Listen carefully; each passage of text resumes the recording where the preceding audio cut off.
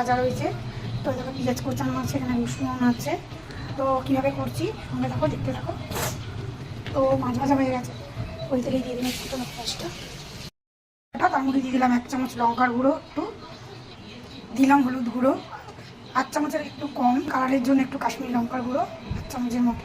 পেঁয়াজ ভাজার মধ্যে একটু বাটার দিলাম, একটু টমেটো কেচাপ দিয়ে দিলাম এর মধ্যে অল্প।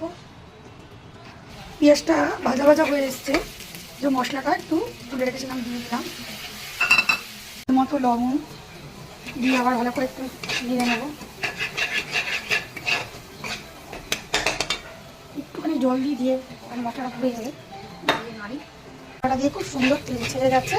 তো এই যে মশলা যে বেটেছিলাম, মানে মশলাটা যেগুলো রেখেছিলাম সেই বাটি দেওয়া জলটা এতে দিয়ে দেবো, বেশি জল দেবো না।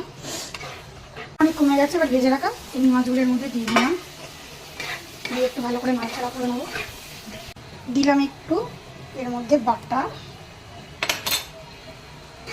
দিয়ে একটু নেড়ে নিলাম। তো গরম মশলাগুলোটা দিয়েছিলাম, তোমাদের দেখালাম, তো দিয়ে একটু নিভিয়ে রেখেছিলাম কিছুক্ষণ, তোমাদের দেখানো হয়নি সেটা। তারপর নামিয়ে দেখো সার্ভ করে দিয়েছি।